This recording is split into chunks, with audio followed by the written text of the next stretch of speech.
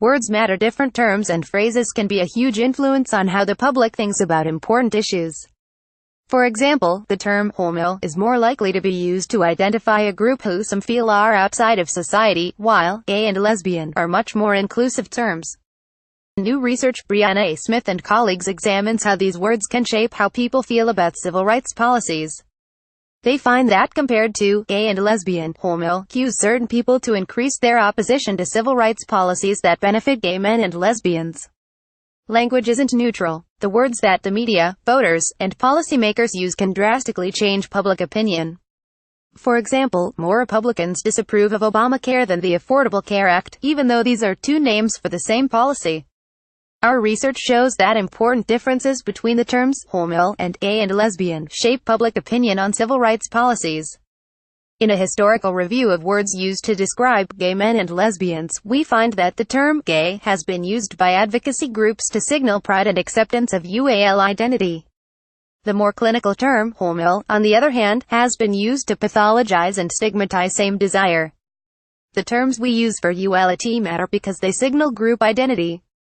Gay and lesbian is more likely to be used to describe friends, relatives, or neighbors. Homoual is a strong marker of outgroup identity, or belonging to a group that is other from us and who live outside of our society. Public opinion on gay and lesbian rights has changed dramatically over time, but the divided use of the terms homoual and gay and lesbian remains. As recently as August 2017, pamphlets in Australia used the word homoual to emphasize the supposed deviance of same marriage ahead of a referendum on marriage equality. At the same time, positive coverage typically used gay and lesbian to describe the couples affected by the referendum. What effect does this have on public opinion? We find that the word homoual divides public opinion based on group identity. Compared to gay and lesbian, homoual cues certain people to increase their opposition to civil rights policies that benefit gay men and lesbians. We expect that people high in authoritarianism are more sensitive to language that signifies group distinctions. Authoritarianism is a personality trait which involves a greater desire for social order and conformity. Authoritarians keep out groups at a distance in order to preserve this conformity. Past researchers tested whether authoritarianism alone increases hostility to homouals compared to gays and lesbians, but found mixed results. The missing piece is that the perceived social order can differ from person to person. For some straight or hetero people, homouals are clearly outside of the norm. For others, so-called homouals are actually part of their social group. The word homoual should most negatively affect the attitudes of authoritarians who also view gay men and lesbians as an outgroup. Words matter when determining policy positions. To test this theory, we leverage a simple experiment contained within the American National Election Studies ANS 2012 survey. All participants were asked about their opinion on two civil rights policies affecting gay men and lesbians. However, for half of participants the policy questions referred to homouals, while the other half were asked about gays and lesbians. By comparing participants' attitudes about the homoual policy to participants' attitudes about gay and lesbian policy, we are able to test whether the word homoual cues group identity when determining policy positions. Gay Street, Knoxville, by Wyoming. Jackrabbit is licensed under CC by NCSA 2.0. We identify two factors that are associated with people's perceptions of in-groups and out-groups. First, we directly measure whether or not people have lesbian, gay, or bi acquaintances.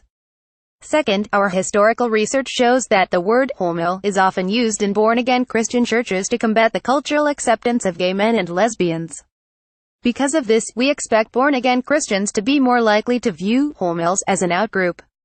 Authoritarianism is measured using 4 hypothetical questions about parenting style. While these questions are not explicitly political, they do predict desire for conformity and hostility to outgroups.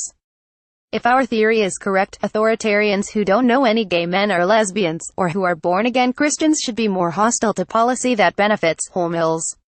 As shown in figures 1 and 2, the results support our hypotheses. For instance, the effect of authoritarianism is almost 3 times more negative among born-again Christians who are asked about homoual rights than among those who are not born-again Christians. Increasing from the lowest to the highest level of authoritarianism leads to a 21% increase in opposition for born-again Christians, but only an 8% increase for everyone else.